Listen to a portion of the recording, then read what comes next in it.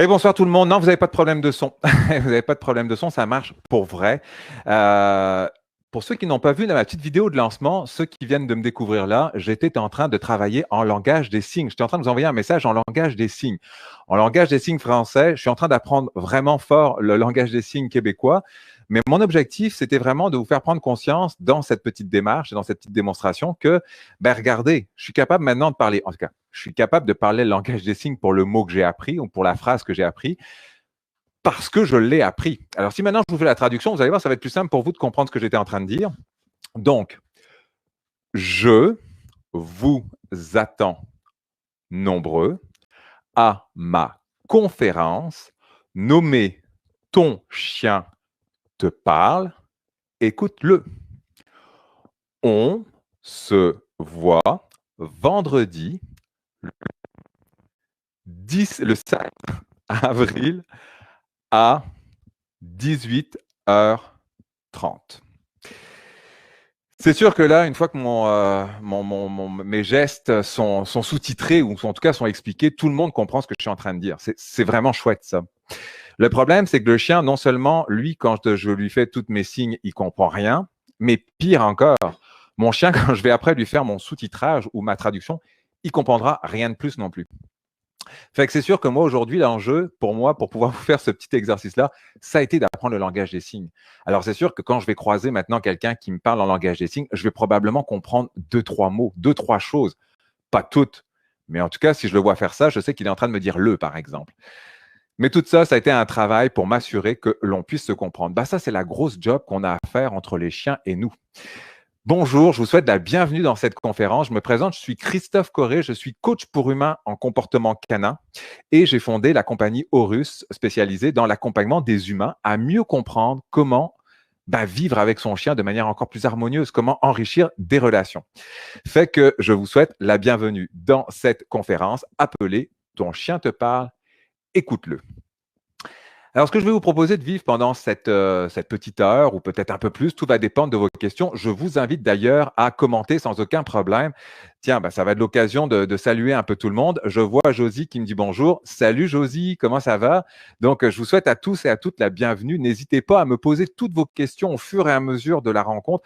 Ça me fera plaisir de partager avec vous puis d'échanger. C'est sûr que j'aurais aimé pouvoir le faire en live et de pouvoir avoir des gens qui peuvent intervenir direct. Je donne comme je suis donc comportementaliste, je suis coach pour humains en comportement canin. Dans le cadre de mes interventions, c'est sûr que j'ai un groupe privé, en un sens, mes clients qui font partie de mes consultations ont un groupe privé. Hey, salut tout le monde. Écoutez, il y a du monde. Bonjour Mario, bonjour Amélie, bonjour Wina, bonjour Manon. Bonjour tout le monde. Écoutez, vous êtes vraiment nombreux. Ça me fait plaisir. Alors, il y aura peut-être un petit décalage de temps en temps qui va arriver, puisqu'entre le moment où vous écrivez et le moment où je vois les choses, il peut y avoir un décalage. Donc, mon objectif aujourd'hui avec vous, c'est de vous donner quelques pistes pour essayer de comprendre comment votre chien, lui, il parle, mais comment vous lui parlez aussi. Parce que dans la communication, il y a deux. Il y a un émetteur et un récepteur. On parle souvent de langage. Alors, je ne vais pas rentrer dans la définition philosophique de le langage est un mécanisme propre à l'humain, parce que on ne va pas rentrer là-dedans. Okay? On va parler de langage pour dire c'est une manière avec laquelle les gens peuvent être amenés à fonctionner. Merci Daniel de me dire que mon son est parfait. Ça, j'ai toujours cette préoccupation-là parce que je ne peux même pas faire de test avec mon micro, mais merci infiniment, ça me permet de le savoir. Fait qu'effectivement, l'objectif, c'est d'essayer de voir comment aujourd'hui, la manière avec laquelle vous allez vous comporter avec votre chien et dès le début peut avoir un impact sur la manière avec laquelle vous allez pouvoir le communiquer. Ce qu'on va faire, principalement, c'est un petit voyage. On va quand même repartir un peu dans le temps juste pour comprendre comment la relation avec le chien s'est faite. Parce que la relation avec le chien, elle existe depuis déjà des années. OK? Donc, on va remonter comme un petit juste 15 000 ans en arrière. C'est pas si loin, à la taille de la planète ou à l'histoire de la planète, c'est un petit bout. Puis même, on pourrait même peut-être remonter des centaines de milliers d'années en arrière, mais le chien et l'humain, c'est une histoire d'amour qui existe déjà depuis de nombreux temps. On va parler de domestication aussi, parce que vous allez voir que la domestication a eu un impact fondamental dans la manière avec laquelle le chien a été obligé de développer de nouvelles habiletés et comment nous-mêmes, on a été obligés de nous adapter dans notre façon de fonctionner.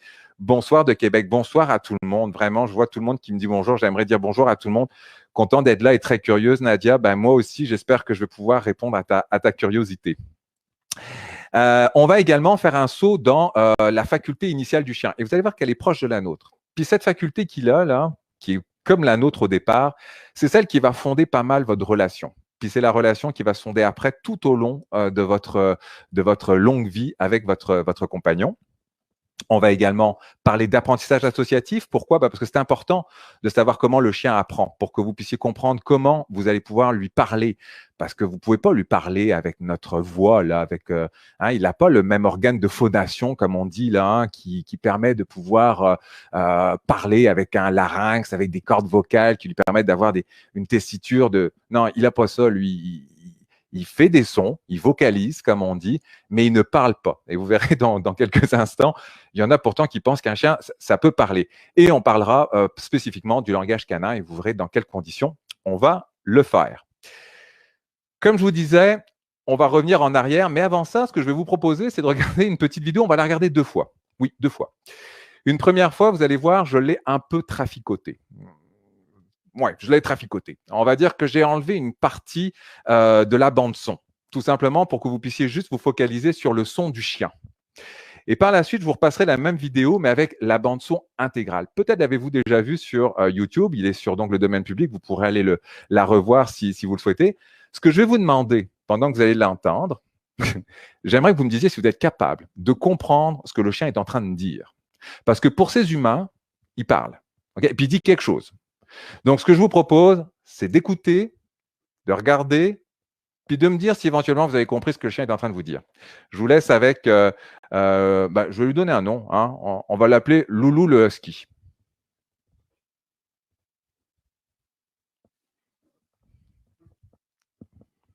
Bon, je vous avoue qu'il parle déjà là, hein, mais on le verra tout à l'heure.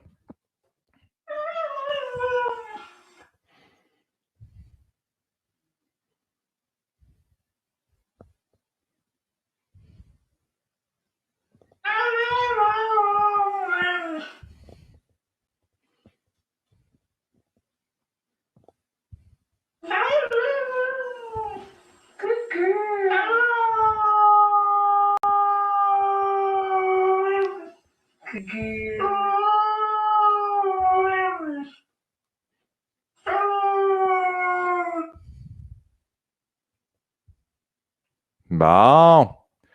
Ben, j'espère que vous avez compris tout ce qu'elle a dit, parce qu'elle a dit quelque chose. Est-ce que quelqu'un, là, est-ce que quelqu'un, je sais qu'il va y avoir un petit décalage, est-ce que quelqu'un peut me dire qu'est-ce que notre Loulou le Husky a pu dire? Parce que pour ces humains, il a vraiment dit quelque chose.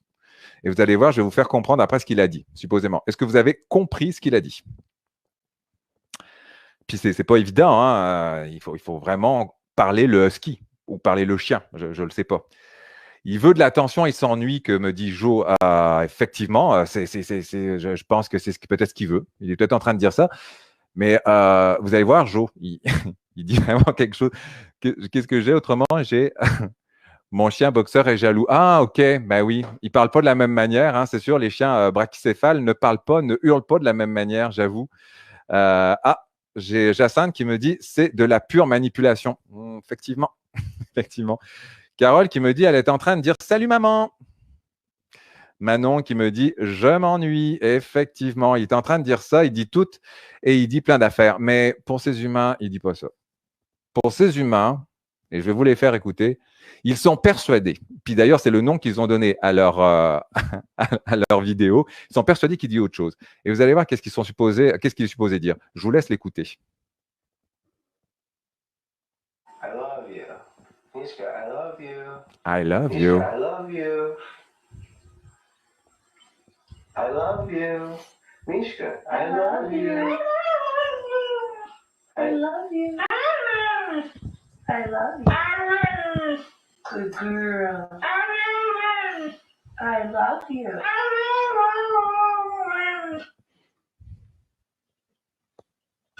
I love you. I love you. I love you. Good girl.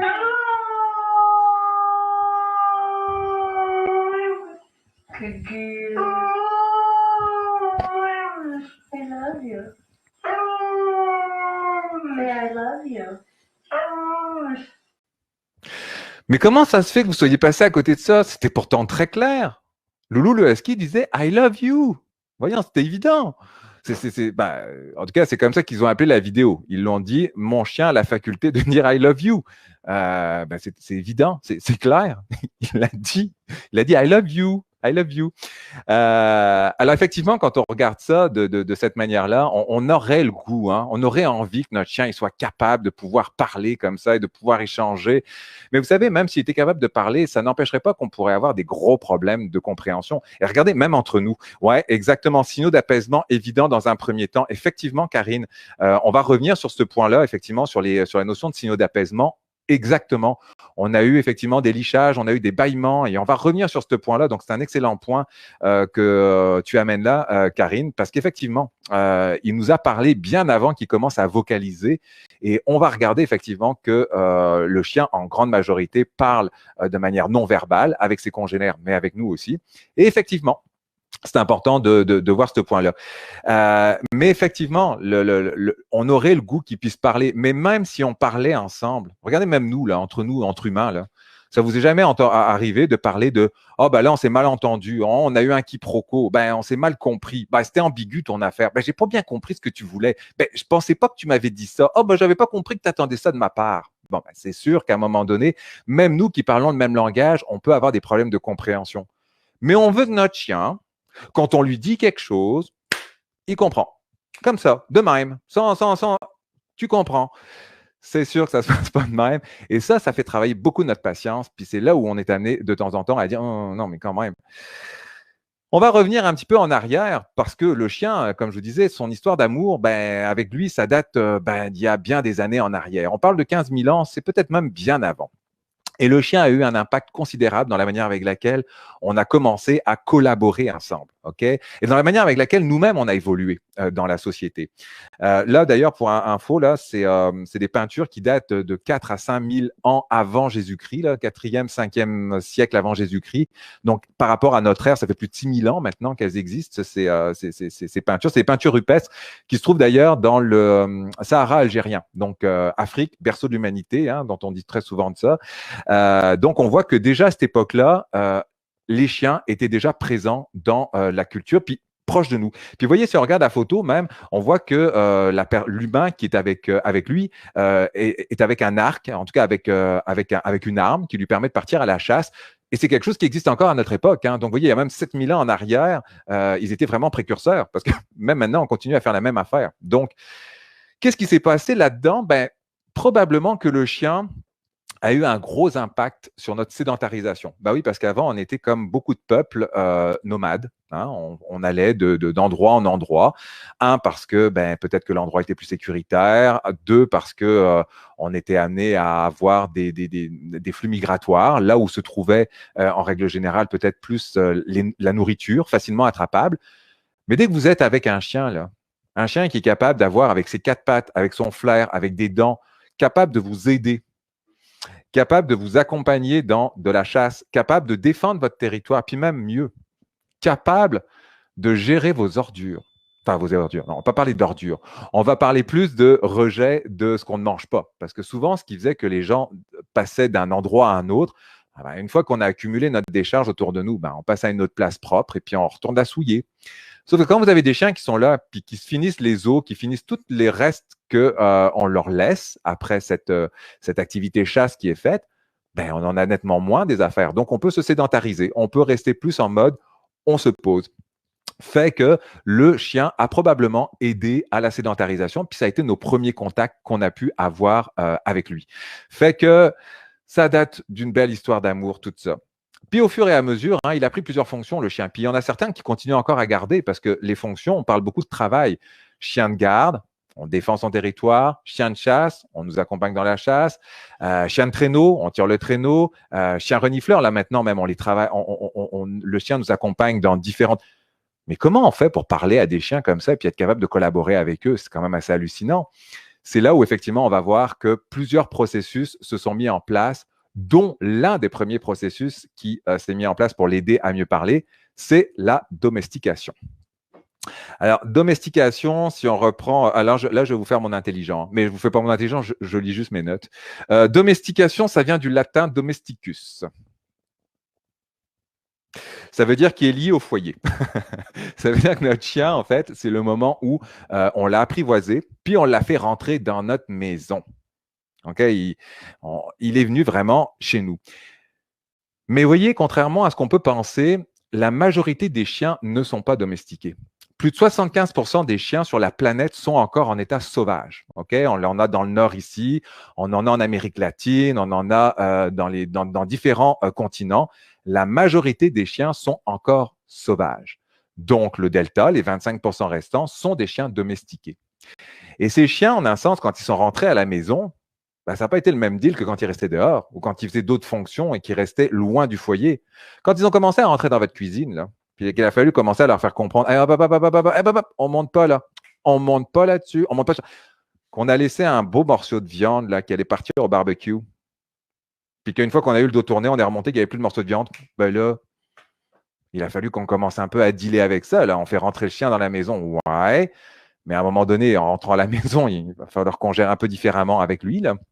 Donc, la domestication a créé un processus qui a nécessairement eu un impact sur nos relations avec lui.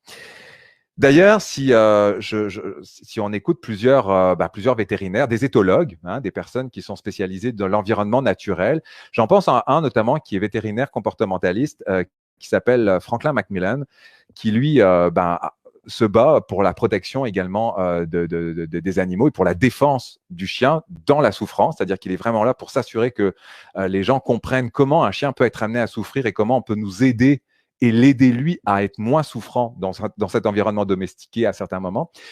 Lui va nous le dire, hein, le chien domestique est bien plus proche maintenant de l'humain qu'il ne l'est de ses propres congénères.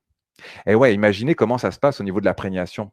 Le petit loup, il naît forcément dans une fratrie avec, avec leur maman, avec les frères et sœurs. Et puis, la première figure qu'il va commencer à avoir d'autorité, ça va être l'éleveur ou éventuellement la maison dans laquelle il est né. Puis, il va être retiré à 8 semaines, 10 semaines. C'est-à-dire, on est vraiment encore dans un âge très en consolidation. On prend le petit loup, puis on l'envoie chez des humains et parfois chez que des humains. Que des humains. Pas d'autres animaux, pas de chat, pas de chien, que des humains. Ben, le chien, à un moment donné, là, il développe une habileté à comprendre que son environnement, c'est des humains, puis même certains chiens se croient peut-être plus humains qu'ils ne sont chiens.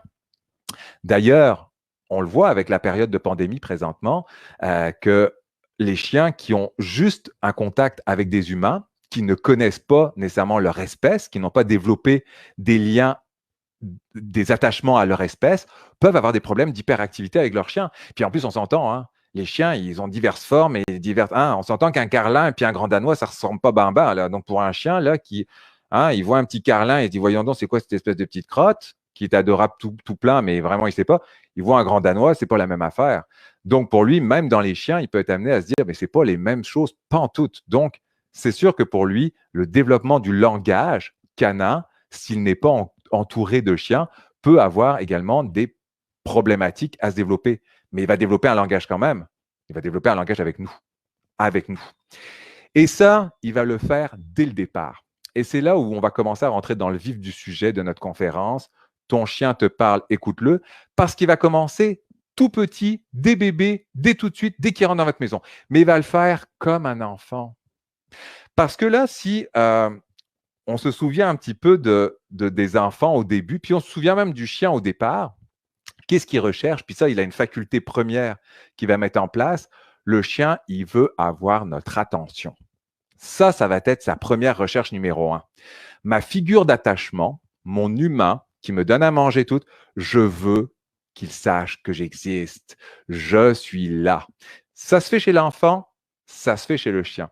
D'ailleurs, un livre que j'ai lu puis que j'aime beaucoup, je pourrais d'ailleurs, je vais vous mettre de toute manière tout le répertoire de références que je vous cite là, qui m'ont aidé à bâtir cette conférence. Mais Alexandra Horowitz, qui a créé un bouquin qui s'appelle Dans la peau d'un chien. Puis ça, c'est vraiment chouette. Hein. C'est un livre qui vous rappelle vraiment qu'on n'est pas des chiens, nous. Hein. Puis que les chiens, c'est pas des humains, hein. Même s'ils commencent à avoir une prégnation plus forte des humains, c'est pas des humains. Donc, d'anthropomorphiser certaines choses, c'est-à-dire de prêter des qualités humaines, attention, hein, il faut être très vigilant. Alexandra Horowitz dit concernant l'attention que sa faculté première au chien, je vais même la citer, comme chez l'enfant, l'une des premières facultés chez le chien consiste à attirer notre attention. Et chez le chien, cet animal, ce qu'il va faire, c'est qu'il va tout tenter pour essayer de nous déranger dans nos activités. Et effectivement, c'est ce qu'il va faire. Un chien qui va avoir notre attention, qu'est-ce qu'il va faire? Il va sauter, il va japper, il va venir vous mordiller, il va partir dans tous les sens, il va sauter, il va faire plein de choses. Et à partir du moment où nous, on va lui répondre, à partir du moment où on va lui dire hey, chut, descends, ça suffit, hey, ça suffit. On vient de créer le dialogue. Il nous demande notre attention, il nous saute dessus, on lui dit chut, descends. Il a gagné.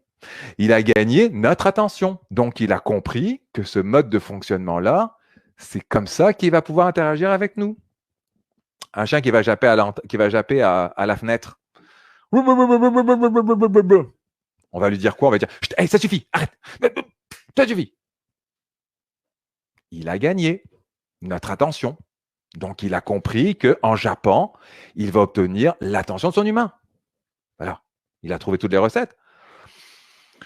En plus, là, le jappement qu'on fait à la fenêtre, il y a une double récompense pour les chiens. C'est marrant parce que pour ceux qui sont passés en consultation avec moi, ils le savent parce que je le sors régulièrement pour leur faire comprendre cette association-là. Ça nous amènera sur le prochain point après derrière. Mais imaginez le chien qui est devant son.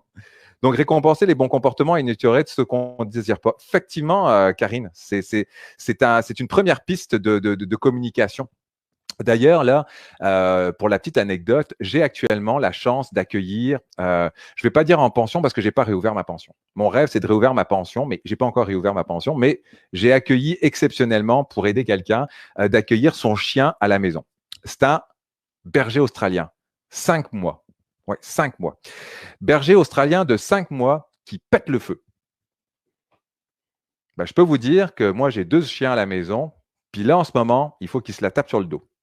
Mais moi, mes chiens, la manière avec laquelle ils gèrent, ils ne lui disent pas sans cesse « Arrête, descends, descends ». Je les vois aller, ils m'épatent, un niveau de patience extrême, mais elle leur saute dessus et tout, eux, ils passent leur chemin. Ils ne l'écoutent pas. Ce qui fait qu'à un moment donné, la petite, là, elle se dit « Voyons donc, c'est quoi qui se passe ?» Puis là, elle s'arrête. Puis là, à un moment donné, quand elle s'arrête, puis qu'elle commence à faire d'autres signaux d'apaisement, comme par exemple l'appel au jeu, là, il commence à y avoir un contact qui se fait. Mais tant qu'elle leur saute dessus, là, les chiens, ils avancent. Si à un moment donné, elle dépasse les limites de l'entendement, là, hein, c'est comme un enfant qui a tendance un petit peu à un moment donné, on lui dit hey, ça suffit, arrêtez-toi. Hein. Puis qu'à un moment donné, il commence à s'énerver. Là, on va lui dire hey, oh. Mes chiens vont faire exactement la même chose. C'est-à-dire que s'il a dépassé un peu les limites de l'entendement, il y a un de mes chiens qui va retourner et qui va lui faire hey, ça suffit là, oh, calme-toi. Et ça va s'arrêter. Mais au début, je peux vous dire que, et puis même dans la majorité des cas, le fait qu'elle saute dessus puis qu'ils l'ignorent complètement, qu'ils continuent à passer leur chemin, ça break complètement le comportement. Mais en même temps, eux, ils se parlent entre eux, forcément, ils savent se parler. Donc, effectivement, comme tu le dis, Karine, à partir du moment où on va renforcer le comportement, parce que là, on parle d'un renforcement, ils cherchent notre attention. On la lui donne. Mais voyons, j'ai compris, je saute, j'ai de l'attention, gagné. En plus, pour reprendre l'exemple que j'avais donné sur la fenêtre, il va se double récompenser. Jackpot. Première récompense qu'il va avoir, il va se mettre devant la fenêtre, puis là, il va voir quelqu'un qui va passer devant la fenêtre. Mais là, il va être super fort parce qu'il va voir que les personnes qui passent devant la fenêtre, ils ne s'arrêtent pas et puis ils s'en vont. Donc, qu'est-ce qu'il se dit, le chien? Hey, waouh, costaud la bête. Hey, regarde-moi ça, là. Puis en plus, si l'humain derrière lui a dit hey, ça suffit, Jojo, hey, tais-toi. Il lui a dit hey, non seulement je fais fuir la visite, en plus j'ai mon humain qui me répond, et là, j'ai compris comment il faut que je fasse maintenant. Je jappe. C'est ça la technique. Je jappe parce que ma visite, elle s'en va. Puis en plus, j'ai mon humain qui me dit, enfin, c'est pas ce qu'il lui dit, hein, parce que si le chien, il nous jappe à nous, nous, on lui jappe à lui, hein, parce qu'il ne comprend pas nos mots au départ. Hein. Quand on fait des phrases, quand on aime bien faire des phrases à nos chiens, c'est comme dire oh oui, t'es beau, franchement, oh, je t'adore, t'es vraiment cute. Oh, ben, il voit qu'il y a une intention. Mais de là à vous dire est-ce que j'ai tout compris ce qu'il a dit pas sûr, ben. Fait qu'effectivement, l'attention du chien est vraiment essentielle et c'est là où on crée nos premiers contacts avec lui. Donc, lui, il va commencer à identifier des manières de fonctionner et il va nous observer à la journée longue. Parce que lui, là, il va observer son environnement. Contrairement à nous qui allons tirer des conclusions et qui allons essayer de faire à notre manière, lui, il va essayer de comprendre comment ça se passe. Il va regarder notre routine, il va nous regarder aller. Il est vraiment brillant. Il va nous voir comment ça se passe et il va commencer à associer des situations. Ce qu'on appelle un peu du conditionnement classique au départ. Pour parler un peu du conditionnement classique, pour voir comment le chien il fonctionne, et ça va introduire mon prochain point. Ben, le conditionnement classique, pour vous reprendre un petit peu le principe de Pavlov, Pavlov qui était un scientifique qui a décidé de voir comment un chien allait réagir à un changement de stimuli. Qu'est-ce qui s'est passé? C'est qu'un chien, à un moment donné, on lui présentait une tranche de steak ou une morceau de viande et il se mettait à saliver. Donc, on lui présentait le steak, il se mettait à saliver. Présentait le steak, il se mettait à saliver. Et d'un seul coup, on a décidé d'associer le steak à une cloche. Ding, ding, on présente le steak, ça salive. Ding, ding, on présente le steak, ça salive. Ding, ding, on présente le steak, ça salive. Ding, ding, ça salive. Il n'y a plus de steak, mais le ding, ding qui a associé l'arrivée du steak l'a provoqué dans sa réaction et a fait qu'il s'est mis à saliver. Donc, il a appris que la cloche allait annoncer l'arrivée d'un steak. Ça, c'est ce qu'on appelle le conditionnement classique. Mais si en plus, derrière, il se passe une conséquence, et vous allez voir, ça va être le principe du système d'apprentissage du chien, on va parler de conditionnement opérant. Mais là, je ne vais pas rentrer trop dans le détail.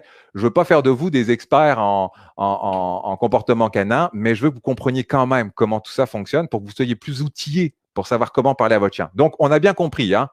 Si votre chien il est en train de vous monter dessus, puis que vous lui dites « ça suffit », il va continuer parce qu'il a obtenu ce qu'il veut.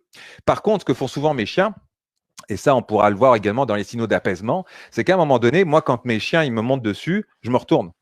Parce qu'un chien qui a décidé de breaker un jeu qui est en train de monter un peu trop vite là, en intensité, que ça monte vraiment, que ça monte, vous allez voir, il y a des chiens qui vont se retourner juste pour dire « Hey, ça suffit là, tu vas te calmer ». Donc, le fait qu'on se retourne et qu'on n'agit rien, le chien va redescendre. Par contre, comme le disait Karine tantôt, on va récompenser le bon comportement. S'il est à terre, puis qu'il ne bouge plus, pas « je suis monté, je suis descendu, je te récompense ». Parce que là, ce qu'on va potentiellement être amené à récompenser, c'est « je te monte dessus et je redescends ». Je te monte dessus, je te redescends. Tu restes à terre, je bouge à côté de toi, tu n'as plus le goût de sauter. Bel job! C'est ça qu'on va vouloir récompenser. On veut récompenser le « je reste à terre ».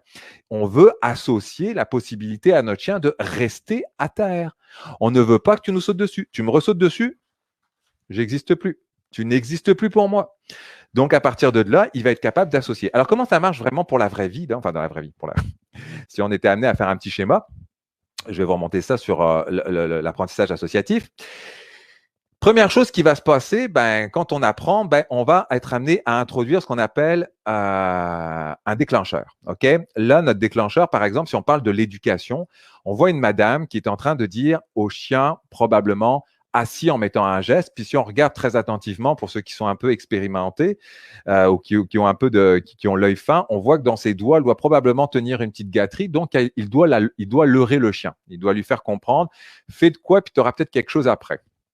Donc, un déclencheur qui vient demander à ce que le chien réagisse d'une certaine manière. Le déclencheur, ça peut être une voiture qui passe devant chez vous, ça peut être quelqu'un qui frappe à la porte, ça peut être quelqu'un… Là, c'est conscient. La personne lui demande de s'asseoir, mais ça peut être n'importe quelle autre situation qui peut être amenée à déclencher chez le chien une façon de réagir. Donc là, ce qui va se passer, c'est que si vous lui faites pour la première fois le geste ou que vous lui dites assis pour la première fois, le chien, il ne sait pas ce que ça veut dire assis. Il ne sait pas ce que ça veut dire ce geste-là pour la première fois. Il vous voit faire des gestes ou assis ou à lui dire assis, assis. Le chien, au début, il va faire « OK, mais qu'est-ce que tu veux? Ben, sois plus clair, là. Qu'est-ce que tu veux? » Donc, il va rester tourné. Puis, à un moment donné, qu'est-ce qu'il va faire? Ben, il va peut-être s'asseoir. Et là, ça va être la réaction comportementale liée à votre déclencheur. Donc, le déclencheur, je lui fais un geste, il s'assoit. Bon, ben, si on ne fait rien là maintenant, si on reste là, si on s'arrête là, on ne comprend rien de plus là. OK, bon, ben, elle me fait ça, je suis assis. Fine. Si d'un seul coup, vous introduisez un outil, comme par exemple le clicker ou un yes, vous venez de marquer quelque chose. La fameuse cloche de Pavlov. Vous venez de faire marquer quelque chose. Là, quand tu t'assois, bing, tu as un clicker. Et le clicker va annoncer quoi? Potentiellement des gâteries. Ça veut dire des gâteries ou un jeu ou encore un yes, bel job, de l'attention. L'attention peut être un renforçateur. Quand on parle de récompense, on va très souvent dans les gâteries. Alors, oui, c'est vrai que les gâteries, ça gagne beaucoup, surtout quand vos chiens sont gourmands. C'est sûr que ça aide. Mais un jeu, un jouet, vous savez, les chiens qui font de la détection d'odeur, là, quand ils ont trouvé de quoi, qu'ils ont marqué l'endroit où il y a potentiellement un. On leur donne un jeu, une bébelle qu'ils adorent, qu'on va leur jeter à terre, qu'ils vont aller récupérer. Ça peut être ça, leur récompense. Ça peut être, comme je vous dis, de l'attention. Bel job, belle fille, beau garçon, beau travail, super, waouh, je t'adore, t'es hot. Un vrai enthousiasme qui permet à votre chien de dire « Ah, wow, il a l'air d'être content ». Mais ce qu'on veut, c'est qu'il soit capable, grâce à notre marquage ici, de comprendre « Je t'ai demandé quelque chose, tu as répondu à ma manière de fonctionner, je te le dis là, yes, c'est ça ». Et le yes là, ou le clicker, en général, doit intervenir 0,4 secondes après qu'il l'ait fait. Ça, c'est l'une des manières avec laquelle vous allez parler à votre chien. Ça, c'est l'une des manières avec laquelle vous allez pouvoir échanger avec lui. Parce que là, vous venez juste de lui faire confirmer à votre manière, par un geste simple, pas une phrase, mais un mot ou même un clicker. Le clicker, là, c'est un outil qui existe depuis, je crois que ça doit dater de la Seconde Guerre mondiale. Il a été utilisé pour pouvoir éduquer les pigeons voyageurs à passer, pendant la Seconde Guerre mondiale, à passer des messages. Donc, on les a entraînés d'abord. D'ailleurs, j'ai un éducateur canin avec qui j'ai suivi des formations qui, bon, je pense que je peux le citer quand même, qui s'appelle Jean Lessard, avec qui j'ai eu la chance d'avoir de la formation, qui m'a toujours dit « Tout ce qui a un estomac s'entraîne ». C'est vrai, en plus, tout ce qui a un estomac s'entraîne. Fait que le clicker permettait de pouvoir justement dire aux pigeons voyageurs quand est-ce que lui-même avait, dans le même schéma, utilisait cette faculté-là. Puis après, il a été utilisé pour le dauphin. Et c'est dans les années 80 que Karen Pryor a décidé d'importer ce même mode de fonctionnement, le clicker, auprès du chien. C'est quoi l'intérêt d'un clicker? Un clicker, c'est quoi? Je vais vous montrer ce que ça fait comme bruit, parce que j'en ai un. Puis regardez, en plus, moi, je suis top synchro, j'ai exactement le même que sur l'image. Le clicker, ça fait ça.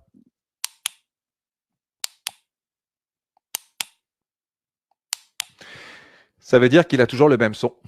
Toujours le même son. Parce que oui, un yes, si on le dit tout le temps de la même manière, va avoir toujours le même effet. Mais si à un moment donné, vous dites yes, bel job, ou yes, ou ouais, yes, c'est pas la même manière de le dire, là. Le chien, il parle pas. Le chien, il a compris que la phonétique était plus ou moins la même, mais un yes ou un yes, c'est pas la même chose pour lui. Ça, là, c'est toujours la même chose pour lui. Ça veut dire qu'à un moment donné, qu'est-ce qui va se passer? Donc, si on reprend la manière avec laquelle il apprend, donc le processus d'apprentissage, et comment vous allez communiquer avec lui, je déclenche quelque chose, tu as une réaction comportementale, comment moi après, je te le fais signaler que c'est ça que je veux, et comment je le récompense. À partir de là, on appellera ça la notion de conséquence. Donc, 3 étapes à chaque fois dans l'apprentissage d'un chien. Et c'est comme ça que vous allez pouvoir lui parler, et comme ça que vous allez pouvoir échanger avec lui de manière positive. Je déclenche quelque chose, par exemple, prenons un autre type de déclenchement. Quelqu'un qui frappe à la maison. Si le chien, dans sa réaction comportementale, il se met à japper, et que vous lui dites yes, et que vous le récompensez, vous allez renforcer son comportement. Ça veut dire que votre chien a compris que de cette manière-là, il va être capable à chaque fois d'obtenir votre attention en jappant quand quelqu'un frappe à la porte.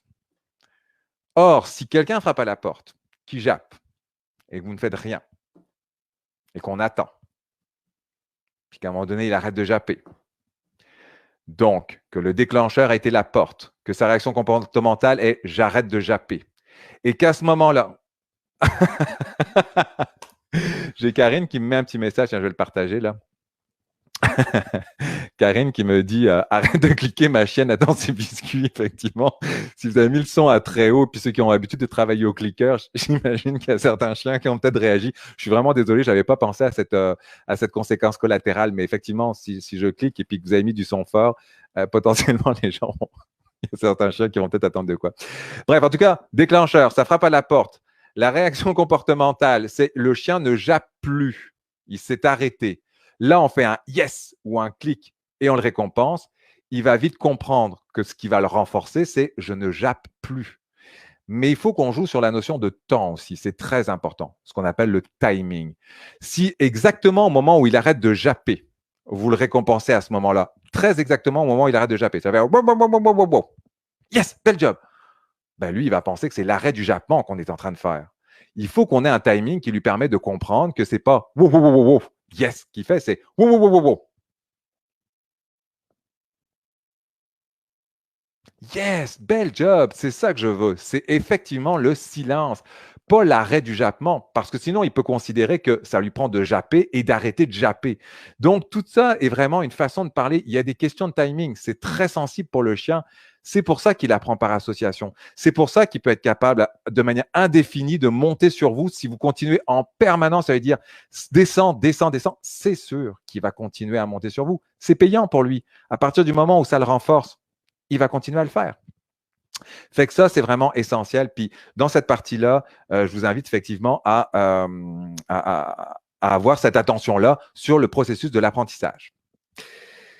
Alors là, maintenant, je vais vous montrer une photo, parce que là, on va démonter un petit mythe aussi, hein, dans la manière avec laquelle les chiens interagissent avec nous, puis que ça crée de la communication avec nous, puis que dans certains cas, on va nous dire, bah, regardez, par exemple, je vous montre la photo là, ici. Là, on va parler d'un dossier qui a été très sensible à un moment donné, qui l'est encore d'ailleurs pour certains cas, parce que certains ne l'admettent pas encore de cette manière évidente. Mais là, regardez bien, mes deux chiens sont sur le divan et moi, je suis à terre.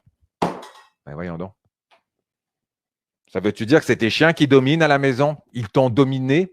C'est toi qui as été domestiqué? Bon, oui, en grande partie, oui. Mais ça veut-tu dire que là, c'est eux qui ont pris le pouvoir? Hein? Ils sont dominants, là, regarde, ils sont sur le divan, ils t'ont mis à terre. Voyons donc. Ça, là, cette notion de domination, c'est sûr que pendant un moment donné, elle a fait. Je ne dis pas qu'il n'y a pas de situation de domination dans certains cas, des situations. Mais un chien n'a pas pour seul et unique objectif de dominer l'ensemble de sa situation. Il y a des hiérarchies qui se font, il y a des façons de fonctionner qui se font de manière très organisée, mais il ne domine pas, ce n'est pas un dominant. Là, je n'ai pas de problème de domination avec mes chiens. Là. D'ailleurs, c'est un zoologiste qui s'appelle David Elmec qui a soutenu cette expérience, enfin, qui a soutenu ce point-là parce qu'il avait fait des études et une évaluation dans une réserve fermée hein, de loups en semi-liberté. Donc, ils n'étaient pas vraiment dans un vrai environnement en un sens. Dans lequel il y a plein de subtilités dans la manière avec laquelle s'organise une meute de loups à partir du moment où ils sont dans un environnement fermé, enfin en semi-liberté. Et il a fait une analyse. Cette analyse-là lui a amené à sa conclusion qu'il y a il y a des chiens, il y a un loup dominant. Alors il va y avoir il va y avoir un couple en règle générale qui va jouer le même rôle que les parents, hein, qui va jouer les mêmes rôles que les parents chez nous en tant qu'humains là. Donc dont l'objectif est de s'assurer que leur clan soit protégé, qu'ils soient éduqués, qu'ils aient. Donc, il y a comme une espèce de leader inconscient qui se fait de lui-même, mais comme les parents le font avec leurs enfants. Donc, c'est cette dynamique qui se met en place en termes de hiérarchie, mais là, ça arrête toute la réflexion. Il n'y a pas une domination qui se fait. Il peut y avoir effectivement à certains moments entre deux meutes de loups, entre deux clans, des affrontements pour de la défense de territoire, mais là, on est vraiment dans un cadre de défense de territoire. On n'est pas dans le but de dominer l'autre, on veut défendre notre place. Donc, à partir de là, c'est sûr que ça peut…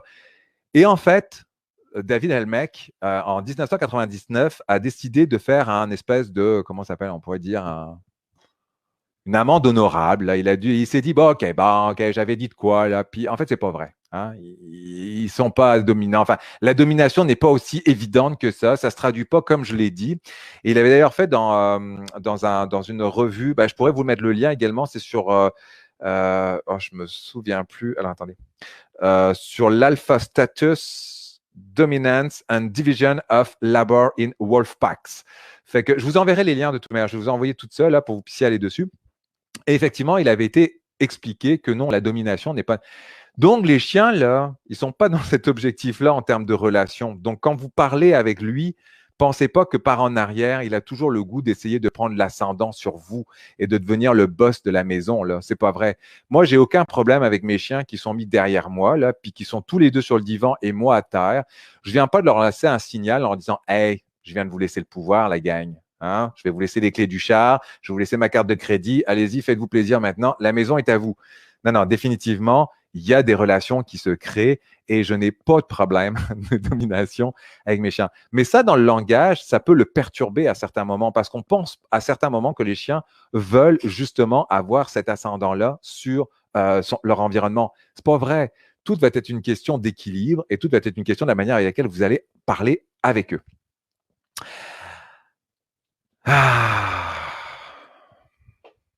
Est-ce que ça rappelle des bons souvenirs à certaines personnes qui ont des chiens? Hein?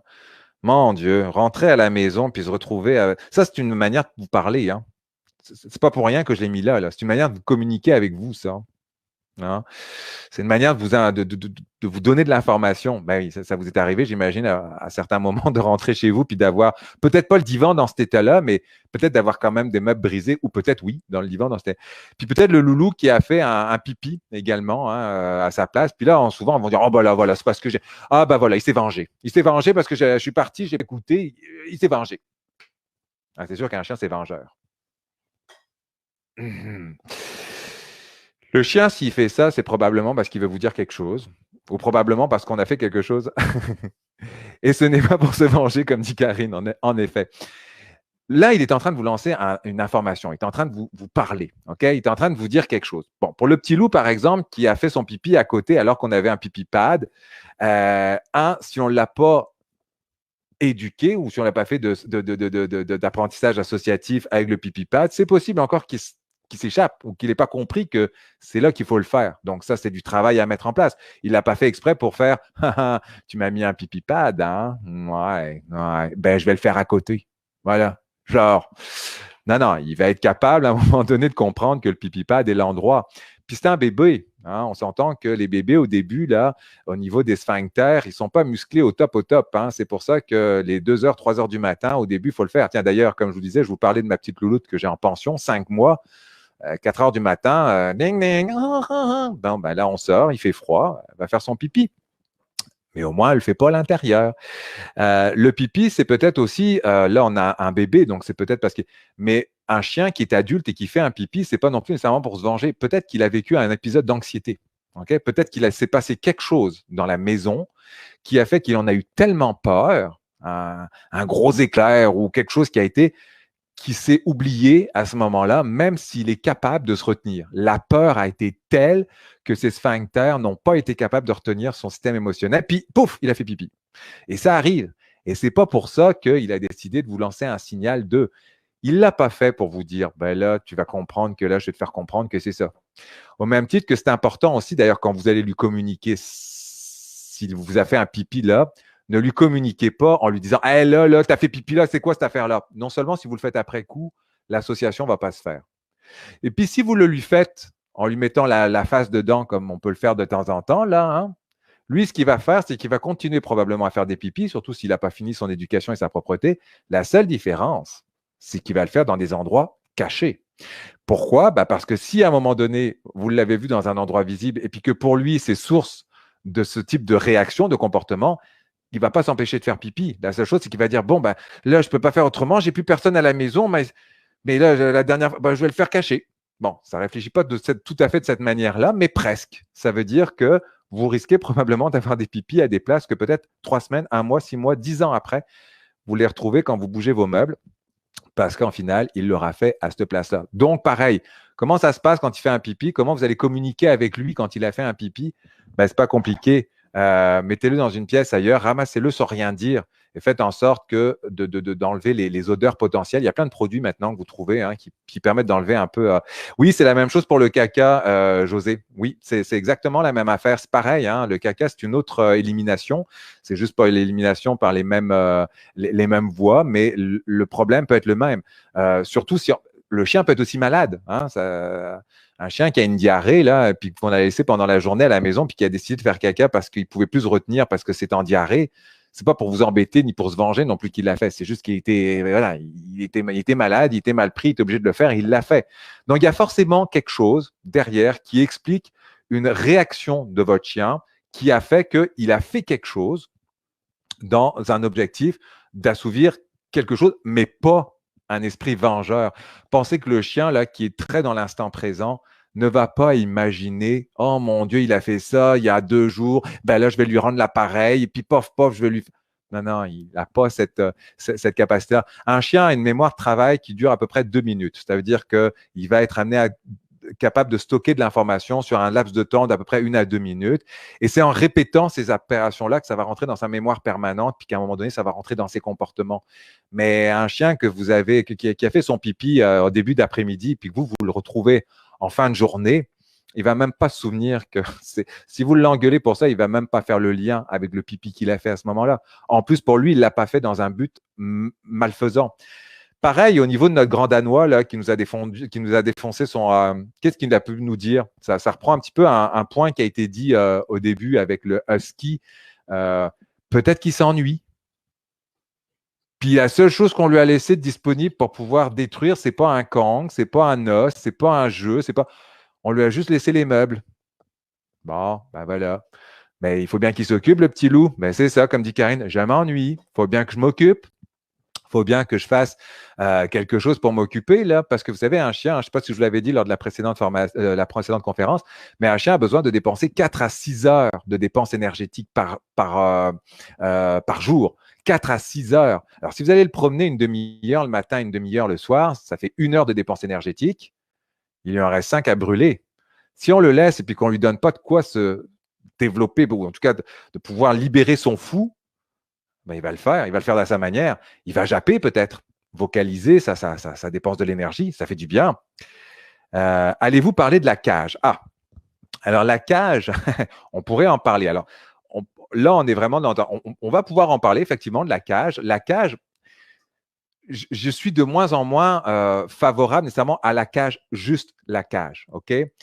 Moi, ce que j'aurais tendance à aménager tranquillement, pas vite maintenant, c'est plus des espaces. Une cage ouverte avec éventuellement une clôture, un espèce de petit espace dans lequel le chien peut quand même accéder à de l'eau, surtout si on part pour une journée complète.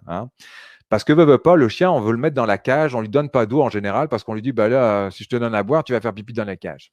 Bon, ben là, c'est pas drôle parce que faire pipi dans la cage, on n'a pas le goût de nettoyer ça en rentrant. Ouais, mais le chien a quand même besoin de boire pendant la journée, il faut qu'il puisse boire. Fait qu'à partir du moment où vous êtes amené à ménager un espace pour lequel vous allez circonscrire sa liberté, c'est-à-dire ce qu'on veut, c'est qu'il ne soit pas capable d'accéder à toute la maison pour éventuellement gruger les meubles, pour japper devant la fenêtre, parce que s'il a accès à la fenêtre pendant la journée longue, il va japper. On veut lui limiter sa place de déplacement. Ben, j'aurais tendance, moi, à donner une cage éventuellement ouverte dans laquelle vous allez pouvoir mettre potentiellement un doudou pour qu'il puisse dormir dedans et lui laisser quand même un enclos dans lequel vous allez mettre de l'eau et potentiellement un pipi pad pour qu'éventuellement, s'il va le faire pipi, il le fasse à cette place-là. Surtout si vous n'êtes pas là à un moment X pour que vous soyez capable de… Donc, ça lui permet de pouvoir se reposer, d'avoir un endroit où vous pouvez lui laisser un Kong, des jouets aussi, parce qu'il faut aussi que cet espace-là lui permette d'enrichir son activité, parce que c'est pas le fait de le mettre dans une cage, là, ça lui donne malheureusement pas, et qu'on l'enferme, ça lui donne malheureusement pas accès à un certain niveau d'enrichissement. Or, ce qu'on veut, c'est que le chien ait un environnement le plus riche possible. Pourquoi? Parce que le chien, à partir du moment où il va être capable de pouvoir faire de l'activité masticatoire, par exemple, de mastiquer, puis essayer de le faire, là, mastiquer une grosse gomme pendant 1 heure, là. Vous allez voir si vous n'allez pas avoir toutes les articulations toutes dures, si vous n'allez pas être fatigué à la fin. Ben, la mastication, là, à partir du moment où il en aura fait pendant 1 heure, pensez qu'il a fait la dépense équivalente d'énergie de 3 heures. C'est comme si vous venez de lui faire une course pendant 3 heures dans le bois. Ça va lui faire descendre son niveau d'énergie d'un niveau considérable. Donc, si vous lui donnez de quoi pour pouvoir mastiquer dans sa cage, c'est sûr que vous allez pouvoir lui donner un enrichissement. Si en plus vous lui donnez une petite activité intellectuelle à faire, genre un Kong, mais dans lequel on a mis de la nourriture, par exemple, gelée, vous savez, là, on prend comment dire, on prend leur moulée, on la mélange avec de l'eau bouillante, on met du fromage, on met du beurre de peanut, on fait une belle petite pâte, on bourre le Kong, ben comme il faut, on le met au congélateur, on s'en va, on lui laisse ça dans la cage, ben, il va falloir qu'il puisse la manger, sa nourriture, il va falloir qu'il aille la récupérer, surtout celle qui est de l'autre côté du Kong, qui est bien collée, là, qu'on n'arrive pas à voir. Il va falloir qu'il réfléchisse comment on va le faire. Ben ça, intellectuellement parlant, son activité va lui permettre de pouvoir… je ne vais pas nécessairement, Jean-François, parler de la marche avec un jeune chien aujourd'hui. On pourrait quand même l'introduire. Je vais l'introduire tantôt, vous allez voir, d'une certaine manière, parce que ce qu'on veut gagner quand on parle à notre chien aussi, c'est une certaine relation, un certain focus. Donc oui, on va pouvoir en parler, on va pouvoir l'évoquer à un moment donné. Et je vous avouerai que j'aimerais pouvoir traiter toutes les questions. En même temps, hein, j'avais mis sur la présentation que j'allais pouvoir tenir jusqu'à 9h30. J'avais mis 2 heures, je crois. Mais écoutez, on va voir. On va pouvoir l'aborder. Effectivement, on va faire un saut jusque la marche avec un jeune chien. Mais pour revenir à notre cage, si vous lui donnez effectivement une activité intellectuelle en plus de l'activité masticatoire, une activité intellectuelle pour 1 heure d'activité intellectuelle que vous allez lui faire faire, c'est 5 heures jusqu'à même 10 heures de dépenses énergétiques en fonction de la complexité de l'exercice que vous lui faites faire, que vous allez lui permettre de pouvoir faire redescendre. Alors imaginez, vous allez avec lui marcher 1 heure le matin avant de partir. Vous le mettez dans sa cage avec son enclos, vous lui donnez un Kong avec de la nourriture gelée, vous donnez à boire, vous donnez tout. Vous le faites travailler à ce niveau-là, vous donnez 2-3 autres objets éventuellement qui peuvent être stimulants pour eux, dont par exemple des jouets en plastique un peu plus durs pour que la mastication soit similaire à celle d'un os. Si vous n'êtes pas là, je ne vous invite pas à lui donner un os, un vrai os, parce qu'il ne faudrait pas qu'il puisse éventuellement manger un petit morceau d'os qui puisse se mettre en travers de la gorge et que vous ne soyez pas là. Donc, je vous invite à être très vigilant sur les jeux que vous allez lui laisser avec lui. Mais vous allez lui laisser ça en plus. Et à partir de là, qu'est-ce qui va se passer? Ben, il va manger, il va gruger, il va réfléchir pour avoir le reste de la nourriture. Toute seule, là, ça va lui prendre peut-être 1 heure et demie dans sa journée, mais vu que ça va prendre entre 3 à 4 heures de dépenses énergétiques, vous allez le brûler, le petit loup. Ce qui fait que quand il est dans sa cage et puis qu'il a fini de manger son Kong, puis qu'il a réussi à comprendre comment il va aller juste se poser, il va dormir, puis il va attendre sagement que vous arriviez. Mais si vous n'enrichissez pas son environnement, c'est sûr que potentiellement, il va être amené à l'enrichir lui-même, à sa manière, avec ce que vous laissez. Un divan, un meuble, le jappement. Je vais japper avec mes amis, faire de l'élimination. Comment fait-on alors, qu'est-ce que je vois 2 autres questions. Je vais en profiter pour y répondre au fur et à mesure. Je vois donc Suzanne qui me met, alors je vais l'afficher pour que vous puissiez tous la voir. Suzanne me met un chien de presque 2 ans qui continue de snapper nos chevilles lorsqu'on sort dans la cour, qu'il est libre, même si on l'ignore. Bon, voilà. Donc, s'il est en train de vous snapper les chevilles, c'est pourquoi, à votre avis? Parce que dans la cour, qu'est-ce qu'on a dans la cour? Est-ce qu'on a des choses dans la cour qui lui permettent de pouvoir avoir le goût de dépenser son énergie autrement? Qu'est-ce qu'on fait avec lui à ce moment-là? Ben, ce qu'on veut faire quand on est dans la cour, c'est rediriger son comportement. C'est ce qu'on appelle la redirection du comportement. Donc, on va le rediriger. Ce qui veut dire que on va l'ignorer quand il nous snappe les chevilles. Mais ce qu'on veut, c'est anticiper le déclenchement de sa réaction. On le sait qu'on va aller dans la cour, à un moment donné, on sait que ça va être propice au fait que le chien va nous snapper les chevilles. Ben, avant même que le comportement se déclenche, essayons de trouver un moyen pour rediriger son comportement ailleurs. Si au moment donné, on va être dans la cour et qu'on va être tranquille et qu'il ne nous snappe pas, donnons-lui quelque chose à faire dans la cour qui va avoir beaucoup plus de valeur, d'intérêt pour lui, que de venir vous snapper les chevilles. Jouez peut-être un peu avec lui, parce que si c'est pour de la demande d'attention, jouez avec lui un petit peu. Travaillez un peu aussi l'éducation. Assis, reste, couche. Bref, toutes des affaires qui l'obligent intellectuellement à travailler. Donc, vous allez l'épuiser. À partir du moment où vous allez l'épuiser, vous allez lui donner après un os dans la cour avec vous pour qu'il puisse être tranquille. Ben, vu que vous l'aurez vraiment mis, il ne va pas s'embêter à venir vous snapper les chevilles. Un, parce que vous lui aurez donné de l'attention sans qu'il ait eu besoin de vous snapper les chevilles en jouant avec lui.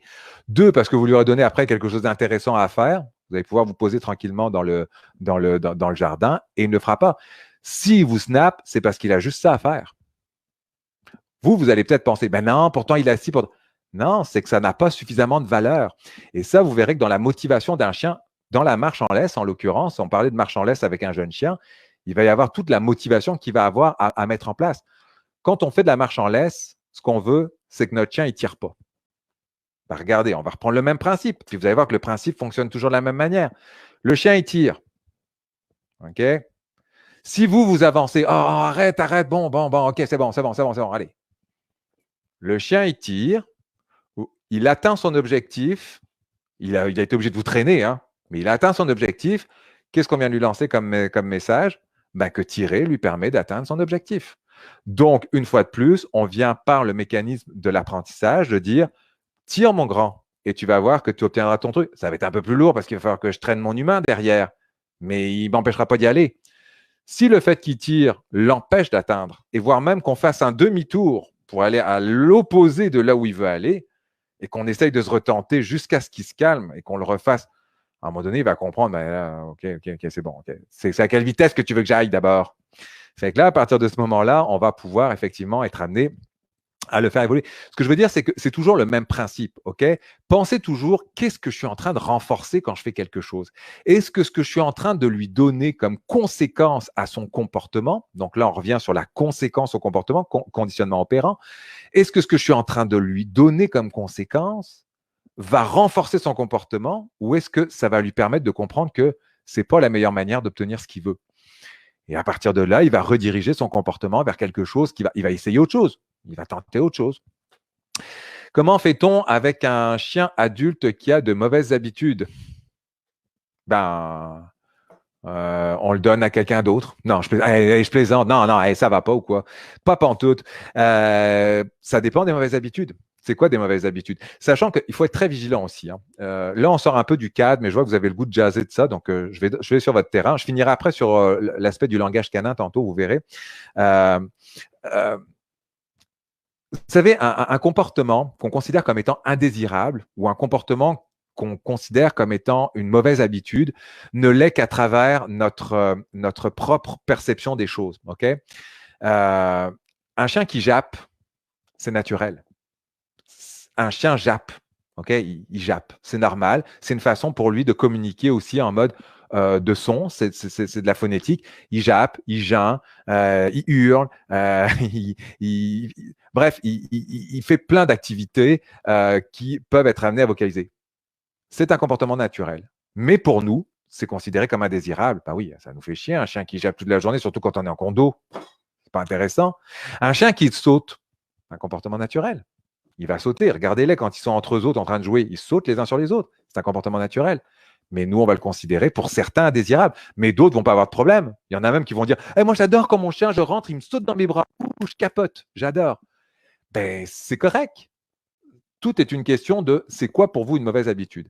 Et à partir du moment où vous avez identifié c'est quoi cette mauvaise habitude, toujours pareil, essayez de comprendre qu'est-ce qui provoque cette mauvaise habitude. Et quand il a cette mauvaise habitude, quand il provoque le comportement de cette mauvaise habitude, comment moi je réagis? C'est ça qui va faire la grande différence. Comment moi j'agis? Est-ce que comment j'agis va permettre de faire arrêter son comportement, donc il va voir il n'y a aucun intérêt, ou est-ce qu'au contraire, ça va renforcer son comportement? Et là, à partir du moment où vous avez cette réflexion-là, ça va vous permettre à chaque fois de dire, OK, bon, bah là, il faut que je fasse ça d'une autre manière. Il faut que je change ma stratégie parce que veux pas, la manière avec laquelle j'agis présentement donne toujours un résultat similaire. C'est Einstein qui disait la définition de la folie, c'est de penser qu'on va obtenir un résultat différent en faisant toujours la même chose. Ben, c'est ça. C'est-à-dire que si vous ne changez pas, vous, votre façon de vous comporter avec votre chien, imaginez que lui, s'il obtient ce qu'il veut en faisant cette manière-là, il va continuer à le faire. Si par contre, vous changez votre conséquence, si la manière avec laquelle vous réagissez par son comportement change, il va potentiellement lui-même aussi changer sa façon de fonctionner. Pour ça, c'est de voir jusqu'à quel niveau il y va. Après, on parle de façonnement de comportement, etc. Mais là, on rentre après dans d'autres types de détails. Je vais reprendre d'autres questions. Un chiot de bientôt 9 mois qui jappe et pleure pour avoir de la nourriture de table sans jamais lui en avoir donné, et ça à chaque repas. Ben là, ben oui. Bon. Ben là, ça veut dire que quand vous êtes à table, pour lui, c'est super payant d'être avec vous à table. OK? Mais si quand vous êtes à table, vous arrivez à trouver un moyen de le mettre sur son tapis et que là, vous lui donnez une activité enrichissante pour lui, super stimulante pour lui, plus intéressante que de venir quémander à table, ben à un moment donné, il va peut-être vouloir rester sur son tapis, même pendant que vous êtes en train de manger. Tout est une question de rediriger. Ben, effectivement, si votre chien, là, vous êtes en train de manger, il n'a rien de spécial à faire, il n'est pas stimulé par rien du tout, puis qu'il a juste à venir quémander de la nourriture, ah ben il va venir. Puis si avec un peu de bol, il y a quelque chose qui tombe, hey, c'est pas nécessairement vous qui lui avez donné, hein, attention, hein, je m'entends bien, mais quelque chose qui tombe de la table, une petite miette, rien. Allez, bingo. On est tombé dans la carte au trésor. C'est là que ça se prend, c'est là que le party se passe, c'est là qu'il faut que je sois. Là, sous la table, parce qu'il y a des miettes qui sont tombées, c'est bon. Mais c'est sûr que ce qu'on veut, c'est qu'il ne soit pas autour de la table. Mais pour qu'il ne soit pas géographiquement autour de la table, il faut qu'il soit ailleurs. Et pour qu'il soit ailleurs, il faut qu'il ait le goût d'être ailleurs. Et c'est là où on va essayer de lui donner le goût d'être ailleurs par différents moyens qui vont permettre de lui donner. Pareil, ce qu'on fait très souvent, c'est qu'on enrichit beaucoup, on donne la nourriture des chiens très souvent dans des bols. C'est sûr que les chiens qui ont très faim, en 15 secondes, ils ont fini de manger. Ben, c'est dommage que. Et regardez, on dépasse vraiment le cadre, hein, mais je vois que vous avez le goût. Je ne vais pas nécessairement partir là-dedans parce que je veux quand même finir ma conférence. Puis j'aimerais pouvoir vous répondre spécifiquement à chacun d'entre vous, mais ça aussi, c'est un risque auquel je m'expose. C'est qu'en voulant vous donner de l'information générale, je ne gère pas votre besoin spécifique. C'est pour ça que c'est toujours très important que vous puissiez faire appel éventuellement à des professionnels comme moi ou comme mes confrères et consoeurs pour qu'on puisse observer l'ensemble de la situation. Et vous allez voir que ça va être pas mal en lien avec le langage canin également. Je vais me remettre en mode dossier. Je vais regarder quand même les autres questions très rapidement parce que j'aimerais vraiment pouvoir. J'aimerais passer la. Moi, ça me passionne tellement là que je passerai ma nuit, moi, à vous expliquer des affaires, mais je sais que il faut que je boucle aussi il faut que je boucle aussi ma séance. Mon bébé chien de 4 mois saute toujours dans la face de mes petits-enfants. Il est heureux de les voir. Je la mets en cage quand ça se fait de même. Effectivement, c'est un bébé de 4 mois. C'est encore un bébé. C'est sûr qu'il saute. Ben, regardez, moi, là. C'est sûr que c'est un travail qu'il faut que vous entraîniez vous d'abord. On parle beaucoup de distraction. Hein. Si les petits-enfants sont une belle distraction, il va falloir qu'on crée des réflexes chez le chien avant de lui mettre trop de distraction dans la face. Regardez, là actuellement, le petit bébé auberge australien que j'ai, c'est vrai que moi aussi, il saute beaucoup. Ah mon Dieu, et puis il me saute dessus. Enfin, il me sautait dessus. J'ai exactement utilisé la même technique que mes chiens, pas regarder, mais à terre, là, je descendais. Puis là, je ne lui donnais pas à manger. Elle est gourmande, mais je ne lui donnais pas. Belle fille, là, je jouais un peu avec elle. Ah, elle s'est réessayée, elle s'est réessayée, elle s'est réessayée. Au bout de 3 jours, là, je peux vous dire que maintenant, ce qui se passe, là, elle s'en vient vers moi. Je fais un petit hop. Elle a compris que j'allais me retourner. Elle n'essaye même pas de sauter. Mais ça, là, c'est quelque chose que vous allez vous entraîner à faire d'abord sans avoir vos petits-enfants. Là. Il faut y aller étape par étape. Faites-lui comprendre que l'arrivée, la stimulation de quelqu'un ne peut pas s'enchaîner avec un saut. La seule manière avec laquelle il va ou elle va avoir de l'attention, c'est quand elle est assise, par exemple. Là, j'interagis avec toi. Quand tu es assis, j'interagis avec toi. Il va falloir qu'elle le comprenne par association. Les enfants qui s'en viennent, ils se mettent à sauter. Les enfants font statue, comme je dis souvent. On ne bouge plus, on ne regarde plus, on ne regarde plus. Et quand le petit loup est à terre, là, on fait oui, bel job. Et puis là, on s'amuse avec lui. Mais il faut que cette association se fasse régulièrement, de toute manière. Mais comme je vous dis, il faut qu'on le mette. Alors, vous me demandez si c'est OK de le mettre en cage. Ben, comme je dis très souvent aussi, quand on n'est pas capable de gérer nécessairement le comportement de son chien, pour X et X raisons, hein, pas nécessairement lié à vous, hein, des fois c'est juste lié parce que le chien il est très intense, ben, il faut qu'on gère son environnement. Donc, si effectivement le mettre en cage vous permet de régler cette problématique-là, vous permet à vos petits-enfants d'arriver, de se sentir familiarisés, c'est sûr que ça va peut-être l'aider, il va grandir. Mais si on est capable quand même de créer un lien, mais différent, c'est-à-dire qu'on lui fait apprendre un comportement différent face à la situation. Ça, c'est comme souvent là, les cours que je donne, les cours de base 1 et base 2 que je donne avec Au Poil, par exemple, Au Poil, qui est une école d'éducation, puisque je donne des cours pour eux, école formidable d'ailleurs. Regardez ce qu'on fait très souvent. C'est que quand un chien s'en vient, en un sens, et qu'il se met à courir, pour leur faire apprendre à faire assis, je leur fais ça. C'est-à-dire qu'au lieu de faire le assis comme on a l'habitude de faire en faisant assis, On va associer le assis en faisant ça. De façon à ce que les enfants, quand ils vont rentrer, si vous les apprenez à faire ça et que le chien s'assoit, ben on récompense. Yes, yes, yes. Ça, c'est des choses qu'on peut être amené dans le même principe que l'apprentissage associatif que dont je vous ai parlé tantôt à faire. Là, on voyait la madame qui faisait ça tantôt. Mais si on fait ça, puis que le résultat est qu'il s'assoit, qu'on fait un yes, puis qu'on le paye, il va comprendre que quand quelqu'un lève les bras, ben, ça prend un assis. Et à partir de ce moment-là, il va faire une association qui fait que quand vos petits-enfants vont s'arriver, vous les dites, faites lever les bras, yes. Et là, le chien va s'asseoir. Mais on va y aller de manière progressive. C'est sûr que si vous le faites 3-4 fois chez vous, puis vous dites, ah oui, c'est bon, il l'a fait 3-4 fois. Les petits-enfants, vous pouvez venir, regardez, ça va marcher. C'est sûr que ça ne marchera pas. Un chien peut avoir besoin, ça, je ne veux pas vous décourager. Hein. J'aime pas le dire, mais je vais être obligé de le dire pareil. Un chien a besoin de 1000 à 1500 répétitions pour être capable de l'intégrer de manière réflexive dans la tête. Et ça, on le fait hein, sans s'en rendre compte. Hein. À force de faire des assis, à toute la journée longue, on va les faire. C'est pour ça que d'ailleurs, il y a des demandes qui sont bien plus ancrées que d'autres. Parce qu'à force de faire des demandes de assis en permanence, ça, on est capable de le faire. Des assis, des restes, des couches, c'est un peu plus compliqué. Mais je peux vous dire qu'à force de le faire, il va être capable de le fonctionner. Donc, est-ce OK la cage? Ben, si vous n'êtes pas à l'aise dans le façonnement de son comportement face à vos petits-enfants, c'est sûr que gérer l'environnement. Il ne faut pas que votre loulou fasse du mal à vos petits-enfants, c'est clair, même involontairement, parce qu'il le fera involontairement. Dimitri, allô, Christophe, Moka pleurniche tout le long du repas. Bon, c'est un beagle, hein, il a 4 ans. Bon, ben c'est pareil. S'il pleurniche pour tout le repas, là, qu'est-ce qui se passe? Ça veut dire qu'à un moment donné, qu'est-ce qu'il a à faire pendant le repas? Si le repas est un moment critique dans lequel vous voulez être tranquille et puis qu'il ne pleure pas, ben, il va peut-être falloir lui donner le goût de ne pas avoir envie de pleurer, de faire quelque chose qui est bien plus stimulant que de pleurer. Est-ce OK? Daniel, aussitôt qu'on oublie de fermer la clôture de la cour, mon chien se sauve. On fait attention, mais un oubli. Ben oui. Ben là, c'est sûr, Daniel, hein, j'avoue que j'aurais tendance à dire, il y va de notre responsabilité, hein, à nous, effectivement, mais c'est vrai que ça arrive. Hein, on est humain, hein, puis on est capable de louper. Ça, c'est un peu comme la marche en laisse. Hein. C'est un peu la même affaire. Ce qu'on veut, c'est être capable de favoriser un rappel rapidement. Là, d'ailleurs, on utilise très souvent une demande qu'on va faire pareil, dans le même cadre, en mode associatif, qui va s'appeler le touch. Le touch, là, bah, j'essaie de voir. Le touch, je vais reprendre de même, là. Tout le monde, vous l'avez vu, les pipis. Le touch, là, ce qu'on veut, c'est que le chien soit capable de venir mettre sa truffe ici. Puis qu'à chaque fois qu'il met sa truffe, alors imaginez le chien qui fait, je reprends ma truffe, ça truffe tous mes doigts, yes! On récompense. De façon à ce que quand on fasse un touch même loin, il soit capable de revenir parce qu'il sait qu'il va le voir. C'est les premières étapes d'une introduction au rappel pour que le chien puisse revenir.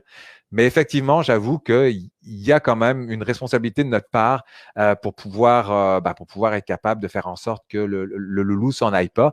Mais on est humain, puis ça peut arriver qu'on l'oublie. Donc, moi, je vous invite à travailler davantage le focus, le lien avec votre chien. Et ça, pour travailler le lien, vous avez plusieurs exercices. J'ai parlé du touch, mais ça peut être le fixe aussi. Avoir un regard, un contact visuel. Votre chien, quand il vous regarde, vous mettez devant lui, là. Vous êtes avec le clicker ou avec autre chose. Vous mettez devant lui. Puis dès que votre chien vous regarde, on paye. Dès qu'il vous regarde, on paye. Ce qu'on veut, c'est qu'il comprenne que nous regarder, c'est payant. Ça va être intéressant. Puis ensuite, on va adosser un mot. On va dire fixe. Il nous regarde, fixe. Et l'objectif étant à terme de faire en sorte que quand vous êtes dans la rue, qu'il y a un autre chien qui s'en vient, puis que vous sentez qu'il va partir, quand vous allez faire un fixe avant qu'il déclenche, avant qu'il tire sur la laisse, fixe, qui vous regarde, et que là, avec les gâteries, vous gardiez son attention le temps qu'on croise le chien pour qu'il n'ait pas le goût de partir. Même chose avec le rappel. Votre chien, s'il s'en va, qui traîne un peu à revenir, et puis qu'à un moment donné, quand il est revenu, on le chicane. Oh là, ça va pas, viens ici. Ben, je peux vous dire que la prochaine fois, il n'aura pas le goût de revenir encore plus vite. Hein. Il reviendra même peut-être encore moins vite. Peut-être qu'il ne reviendra même pas. Allez, moi, je prends mon sac, je m'en vais, je change de camp, je change de maison.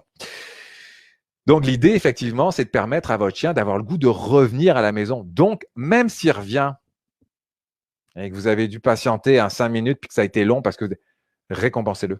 Récompensez le retour à chaque fois. Parce qu'il faut qu'il ait le goût de revenir à chaque fois. On ne veut pas qu'il associe le retour à la maison à ça va pas, hein, tu m'as bien énervé, hein, j'avais pas le temps. Hein. Puis en plus qu'on le prenne avec sa laisse éventuellement aussi derrière. On vient de lui priver de liberté. Fait qu'à partir de ce moment-là, ça, c'est hyper important que le message, on parle toujours de langage, là, le message que vous lui passiez soit « T'es revenu, OK. Là, dans votre fort intérieur, vous dites « Christy, tu aurais pu arriver plus vite que ça. Hein? Mais bon, t'es revenu. Bel job, viens là, mon grand garçon. Tu vois, bon, ben, la prochaine fois, quand je te fais clac-clac ou de quoi, viens plus vite, tu auras ta gâterie plus vite. » Et là, vous allez tranquillement, pas vite, recréer un lien et qu'il associe. Moi, là, on est dans le bois, là.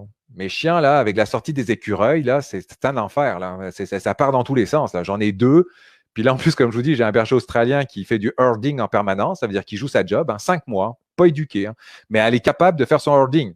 Tout le troupeau, là. On revenez ici, à la même place. On tourne, on tourne. Fait que je peux vous dire que là, en ce moment, le rappel, il est vraiment mis à rude épreuve. Mais on a travaillé de manière très progressive. C'est-à-dire que quand je tape dans mes mains, comme ça, pour eux, c'est le rappel. C'est sûr qu'ils ne vont pas venir tout de suite, là. Ils ne vont vraiment pas venir tout de suite. Mais quand ils vont s'en venir, je vais les récompenser, même si ça a été un peu long, parce que je veux qu'ils comprennent que le retour est toujours payant. Ce que je veux, c'est que mes chiens reviennent toujours. Même si ça a pris 2 ou 3 minutes de plus que ce que j'aurais aimé, ils sont revenus, je veux les payer. Je vais finaliser un petit peu quand même l'affaire, même si je vous dis, je pourrais passer ma nuit avec vous, hein, enfin ma nuit, on s'entend. J'aurais le goût de continuer à en parler. Pour moi, les chiens, ça reste quelque chose de formidable. On a Tourid Drugas qui est une comportementaliste qui, à un moment donné, dans l'étude des chiens, a vu que les chiens avaient une manière de communiquer entre eux. Et ça va vous ramener un petit peu à la vidéo qu'on a eue au départ de la conférence, notamment en lien avec les signaux d'apaisement. On parlera de signaux d'apaisement. Alors, ce qu'on me pose souvent comme question quand je parle de signaux d'apaisement, on me dit « Mais c'est pourquoi? Ça veut dire que le chien, c'est pour qu'il apaise, c'est pour que… » Ben, dans signaux d'apaisement, il y a paix.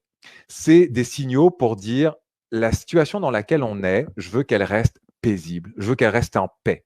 Ça veut dire que si tu viens un peu proche de moi, je vais probablement tourner ma tête parce que je ne veux pas te rentrer dedans. Okay? Je veux juste que tu comprennes que je suis tranquille, reste tranquille, je veux que ça reste en paix. Le fameux lichage qu'on a très souvent, d'ailleurs, je vais vous les montrer un par un, ça va être plus simple. Le fameux lichage qu'on a parfois, le petit lichage qu'on a de manière intempestive, comme on avait notre husky en début, on pourra retourner si vous voulez tantôt le revoir. Mais effectivement, à un moment donné, il dit à ces humains, hey, là, ça va faire, arrête tant que tu as I love you, c'est quoi ton affaire? Hein, je ne comprends pas ce que tu dis, lâche-moi l'affaire. Puis il le fait, hein, il le dit, il tourne la tête même à un moment donné. Il tourne la tête et il bâille. À un moment donné, il fait même un grand bâillement.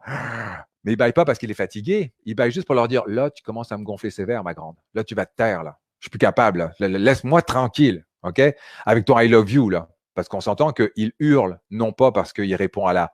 Il hurle juste pour lui dire, là, tu me fatigues. Tu sais, la prochaine étape, là, si tu ne comprends pas, je vais te le faire comprendre de manière un peu plus proche. Le fameux détournement de tête, là, qu'il peut y avoir. Non, non, laisse-moi tranquille, fous-moi la paix, lâche-moi. Puis là, je vous en donné quelques-uns, il y en a beaucoup, hein, il y a beaucoup de signaux d'apaisement qui existent. Lever la patte aussi de temps en temps. Ça arrive de temps en temps qui fait, hop, qu'est-ce qui se passe? OK, là, je vois du monde qui s'en vient. Hop, attendez, il n'y a pas de problème. Laissez-moi faire, je suis correct là. OK, c'est bon, tout le monde est correct. OK, on continue à avancer. Ça arrive. Quand on se met sur le dos aussi, hein, ça, c'est pour dire, rassure-toi, là, je suis bien correct. Tu peux venir, là, moi, je suis la guidoune. OK? Moi, je ne suis pas méchant. Moi, je suis bien correct. Là, time up. Moi, je suis gentil. Fait que ça, effectivement, aussi, ça peut arriver. Hop, bon, ben, c'était les derniers. Il y a aussi le fait de sentir au sol, hein, très souvent, ça peut arriver. Alors, je sais qu'un chien, quand il va partir, par exemple, chez le vétérinaire, il va être stressé, hein, parce qu'on s'entend que nous-mêmes, on est stressé parce qu'on n'a pas le goût que notre chien il se mette à gueuler après tous les autres chiens quand il arrive chez le vétérinaire. Donc, forcément, on communique un certain stress. Là aussi, on lui parle. Hein. Quand on est stressé, on parle à notre chien, hein, inconsciemment, sans le savoir, parce que notre système cardiaque il commence à accélérer, parce qu'on commence à sécréter de la cortisol. Vous savez, tout le stress qu'on sent là, ben, lui, il le sent. Comme ça, tout de suite, il le sent. Donc, il se dit, ouh, là, c'est pas correct, là. Là, mon humain n'a pas l'air safe, là, donc, il y a quelque chose qui va pas. Fait qu'on lui communique, on lui parle, mais on ne le sait pas qu'on lui parle, mais on lui parle. Fait que déjà, vous mettez votre chien dans un certain niveau de vigilance et d'hypervigilance.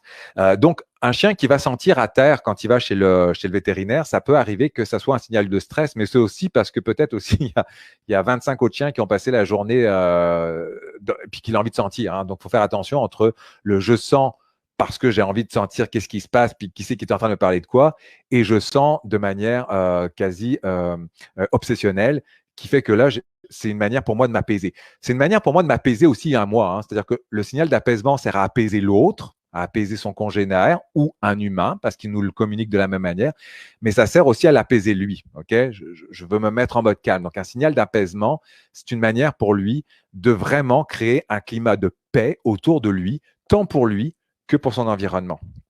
Donc, c'est Tori Drugas qui avait identifié cet élément-là. Signaux d'apaisement. Donc, c'est sûr que quand vous voyez, on voit très souvent, là, puis ça, j'ai une vidéo qui me revient, je pourrais vous les partager aussi si vous voulez, où on voit à un moment donné un labrador qui est enlacé par un jeune garçon, puis on voit le labrador, il fait des…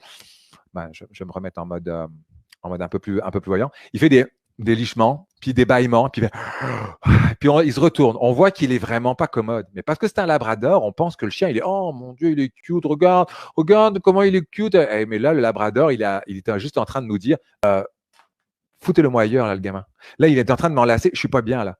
Mais là, parce que c'est un labrador, puis que c'est en général des chiens qu'on considère comme gentils, et qui nous parlent très clairement, non, je ne suis pas fatigué 3 fois. Là, je suis en train de te faire comprendre que le gamin sur mon dos, je ne suis plus capable. Je veux que tu l'enlèves. Fait que ce qui peut arriver, malheureusement, quand on ne l'a pas écouté assez clairement, assez attentivement, le chien, s'il ne s'est pas fait comprendre à sa manière à lui, de manière très calme et apaisée, peut-être qu'il va passer sur le stade suivant, c'est-à-dire que là, il va snapper ou alors il va juste peut-être lui grogner ou faire des grrrr pour lui dire, tu comprends que tu viens de dépasser les bornes des limites. OK? Fait que là, à un moment donné, c'est important aussi d'être très attentif à ça. Les signaux d'apaisement vous permettent au chien de communiquer en lui disant, là, je veux que la situation reste en paix, paisible.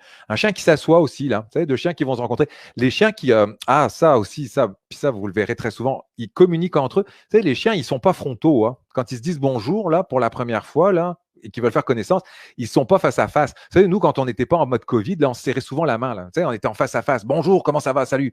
Eux, ils vont plus jouer le côté on se tourne et puis on va se sentir l'arrière-train parce que c'est source d'informations énormes, comme les organes génitaux. Hein, quand on sent un pipi, là, ça nous donne plein d'informations sur notre congénère. Donc, eux, ils vont faire connaissance de cette manière-là. C'est aussi une manière de marcher en cercle de cette manière-là, de dire, OK, je viens te voir, on va faire connaissance, hein, on va voir si on est capable d'être amis. Versus deux chiens qui vont se rentrer dedans où on voit qu'ils ont décidé vraiment de se pogner la face. Donc, veut pas. Ça aussi, c'est une manière pour eux de dire, en arrivant de cette manière-là, de dire, on va faire connaissance tranquillement ensemble tous les deux, on va rester en paix et tout va bien se passer. Et je finirai ensuite, parce que comme je vous dis, j'aimerais pouvoir vous en dire encore plus parce que c'est un sujet toujours passionnant, sur le langage canin. Alors oui, le langage, comme je vous dis, le langage canin. Puis ça, on voit beaucoup d'illustrations. Là, d'ailleurs, c'est une illustration de doggydrawing.net, Lily, qui l'a faite. Et la version originale, c'est une version en anglais. Nancy Tucker, qui est également une comportementaliste, qui est spécialisée, elle, en plus, dans l'anxiété, l'anxiété de séparation. Regardez, Covid qui s'en vient, elle s'y connaît énormément là-dedans. C'est vraiment une experte en la matière, tout ce qui a trait à l'anxiété, a fait de la traduction française de ce document. Donc, effectivement, on peut voir des photos, des petites images de posture du chien en disant, oh, grâce à ça, on va pouvoir effectivement avoir des informations sur notre chien. Donc, le langage canin va nous permettre effectivement de pouvoir voir comment le chien réagit et se comporte. Malheureusement, j'essaie d'être très vigilant là-dessus. Pourquoi? Parce que pour moi, regarder une photo de cette manière-là pour dire, bon, là, je sais lire le langage canin parce que je sais que quand il est de cette manière-là, ça fait ça. Pour moi, la problématique de voir cette lecture-là, c'est un peu comme si je vous montrais cette photo-là. Vous avez un texte du Dalai Lama dans lequel j'ai caché une partie du texte, une grande partie du texte, et je vous ai juste marqué « dormir avec un moustique ». C'est sûr que si je regarde dormir avec un moustique, pour moi, ça ne veut pas dire grand-chose, si ce n'est que je m'imagine dormir avec un moustique. C'est ça. Donc, j'imagine dormir avec un moustique. Mais si je veux comprendre le sens global de la phrase, ça va me prendre d'avoir un peu plus de contexte. C'est-à-dire que si je me limite juste à la position ou à la posture du loulou, c'est sûr qu'à un moment donné, je vais peut-être me morfondre là-dedans parce qu'il est peut-être en train d'avoir la crête surélevée. Vous savez, la crête là, qui peut se surélever quand il y a de l'excitation. très souvent, on va dire, ah, regarde, il est agressif, le chien. Mais ce n'est pas nécessairement de l'agression, ça peut être de l'excitation. S'il y a un autre chien, un jeune chiot qui s'en vient en face, puis qui est tout guilleret, puis que l'autre commence à s'énerver en mettant, c'est peut-être aussi une manière pour lui de montrer son excitation, puis de vouloir jouer avec lui. Donc, pour moi, ce qui importe, c'est d'avoir toujours toute l'information qu'il y a autour, pas juste de regarder le schéma en lui-même ou de regarder la posture en elle-même. Dans quel contexte on est? Qu'est-ce qui est en train de se passer? L'interrelation qu'il y a? Qui sont les autres acteurs qu'il y a autour de lui? Dans quel environnement on est? Il est-tu attaché, pas attaché? Il est-tu loose, pas loose? Il est-tu blessé, pas blessé? Un chien qui démontre de l'agressivité, en règle générale, l'une des sources majeures qui peut faire qu'un chien est agressif, c'est de la douleur potentiellement. Fait que, il a-tu une blessure ou quoi? Est-ce que c'est on ne peut pas juste se limiter à il a une posture égale ça. Donc là, on va avoir, en regardant un peu plus le contexte, des éléments qui vont nous permettre de savoir que dormir avec un moustique, si on regarde l'ensemble, c'est si vous pensez que vous êtes trop petit pour changer quelque chose, essayez donc de dormir avec un moustique dans votre chambre et vous verrez lequel des deux empêche l'autre de dormir. Mais voilà, d'un seul coup, vous voyez, on commence à avoir une vue, c'est plus juste dormir avec un moustique, on a une vue plus d'ensemble de l'idée qu'il y a par en arrière. Le chien, quand il communique quelque chose, il le communique également de manière un peu plus globale, pas juste par rapport à une posture. La posture va être adossée à un contexte, avec un environnement, avec des antécédents, des antécédents immédiats, c'est-à-dire des choses qui se sont passées juste avant, qui fait qu'il a telle ou telle réaction, avec des conséquences potentielles, c'est-à-dire un chien qui est en train de réagir ou un humain qui est en train de réagir. Bref, le langage canin, j'essaie toujours, pour moi, de faire très attention. Après, il y a des règles généraux quand même. Un chien qui va vous sortir un chien qui va vous sortir les babines de manière proéminente, avec un grognement, et puis qui est très clair, il y a des messages qui sont sans équivoque. Après, comme je vous dis, soyez quand même vigilant dans la lecture que vous pouvez faire de votre chien. Fait que, pour moi, ça va faire un peu le tour de ce que je voulais vous dire ce soir. C'est le chien, il vous parle, mais il ne vous parle pas de notre manière à nous. Et même s'il parlait de notre manière à nous, il pourrait créer le même type de confusion qu'on a même entre nous autres.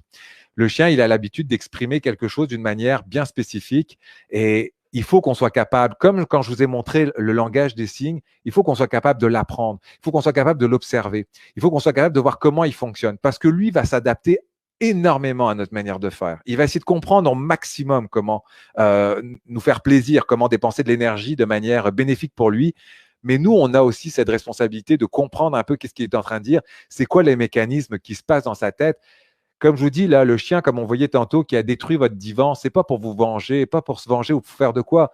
Probablement qu'il s'ennuyait, peut-être qu'il a été anxieux même et puis il a été tellement anxieux que la manière de transférer son anxiété a été de détruire quelque chose. Donc, il y a probablement toujours un phénomène qui explique que votre chien a eu une réaction ou un comportement et qui vous a passé un message. OK, j'ai passé un message. Là, ça veut dire que si tu as détruit mon affaire, c'est que tu t'ennuies. OK, donc je ne veux plus que tu t'ennuies ou que tu as été anxieux. Je ne veux plus que tu sois anxieux. Donc, on va travailler après sur des réponses, mais il faut qu'on écoute les choses de la bonne manière, ou en tout cas de la manière avec le chien essaye de vous le dire. Fait que ça fait un peu le tour de tout, hein, ce qu'on avait pu. Comme je vous dis, ça me ferait tellement plaisir, moi, de pouvoir endurer encore de plus.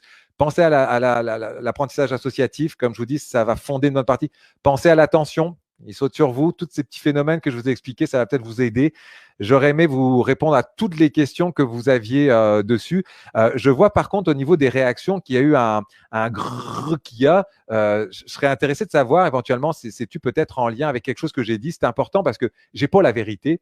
Et pire encore, je suis sûr qu'il y a plein de choses que je ne sais pas pour la simple et bonne raison, c'est que je n'ai jamais eu la chance d'être un chien. Et ça, vraiment, j'aurais tellement aimé pouvoir l'être.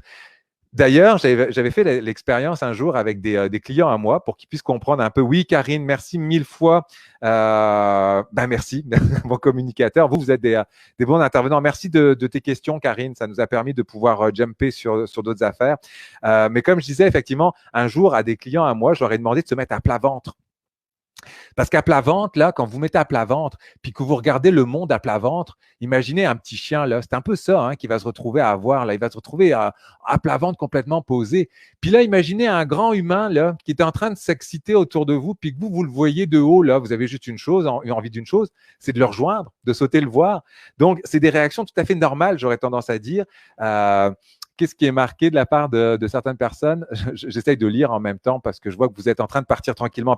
Allez, je vous remercie 1000 fois pour ceux qui ont participé. Moi aussi, j'ai eu vraiment du fun pour vous le préparer. Merci beaucoup. Lorsque vous parliez d'Au Poil, c'est celui de Graham Bell. Oui, Suzanne, c'est celui de Graham Bell. Oui, c'est le magasin Au Poil de Graham Bell, effectivement, où je donne des cours de temps en temps, ainsi que ma collègue Sonia. Puis on est toute une gang là-bas. Là, puis on parle vraiment le même langage à ce niveau-là. Super intéressant, très bien expliqué. Merci beaucoup. Très intéressant. Je dois quitter. OK, ben oui. Merci, super intéressant. Hey, merci 1000 fois de vos beaux mots. Ça, je vais commencer. Je vais partir sur la petite larme. Merci pour cette belle présentation et pour votre enthousiasme. Du travail à faire pour nous et pour notre chien. Bonne soirée. Oui, comme je le dis très souvent, le comportement de notre chien est très dépendant de notre comportement à nous. Si on veut changer son comportement, peut-être qu'on a des choses, nous, d'abord, à changer dans notre façon d'être.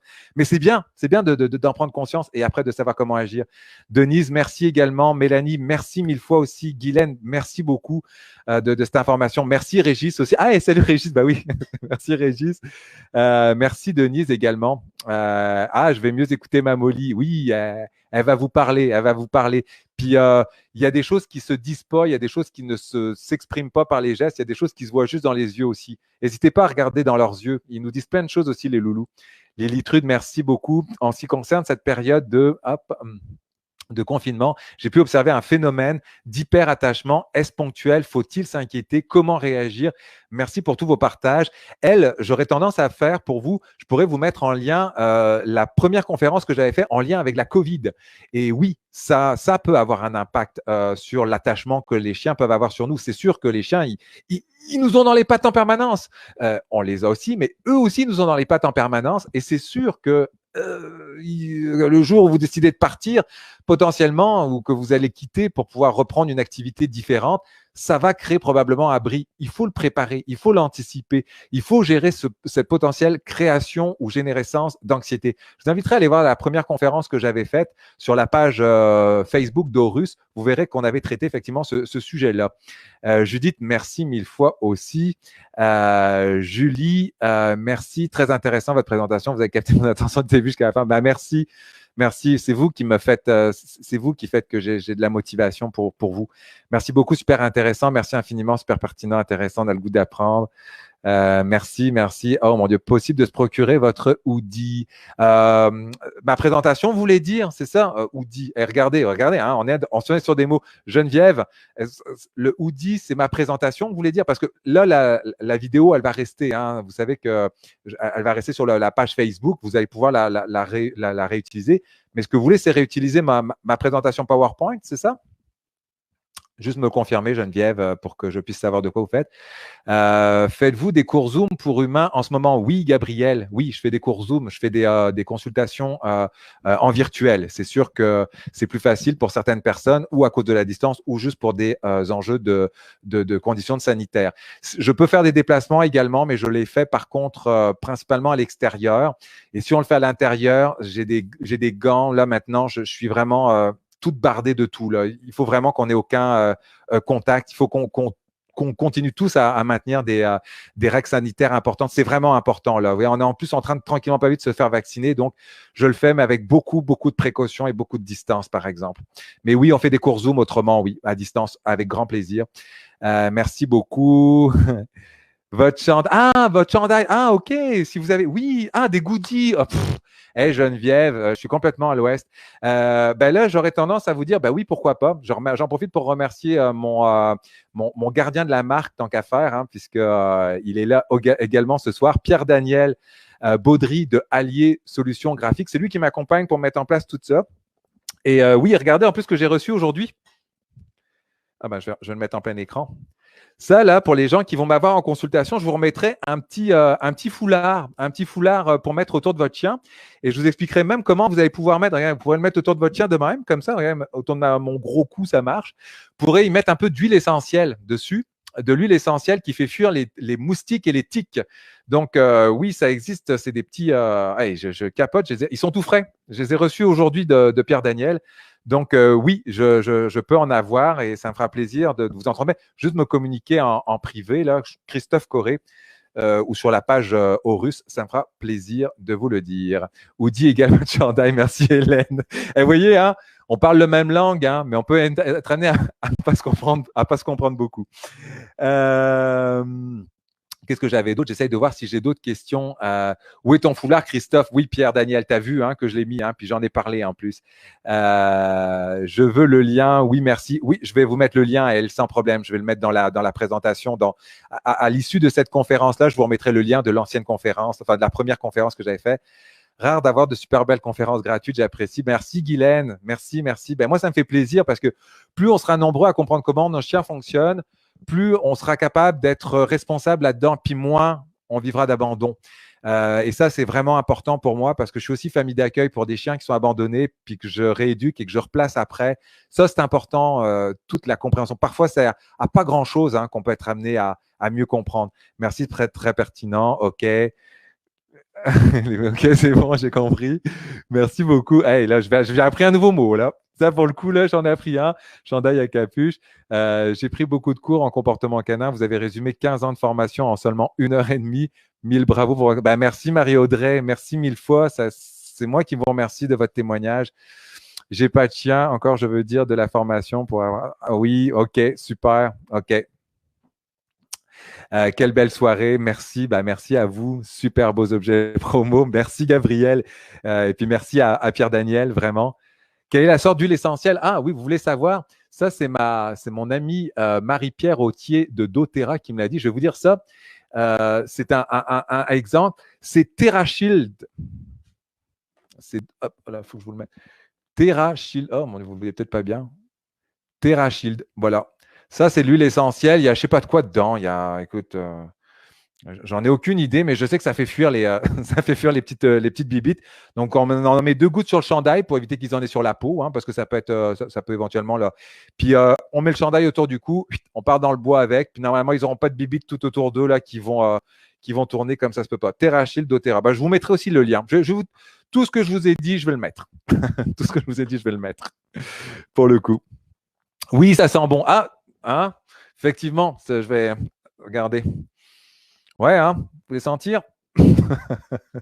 Pour les merci mille fois en tout cas d'avoir été là, d'avoir été présent, d'avoir répondu en si grand nombre. Il y en aura d'autres. Il y en aura d'autres.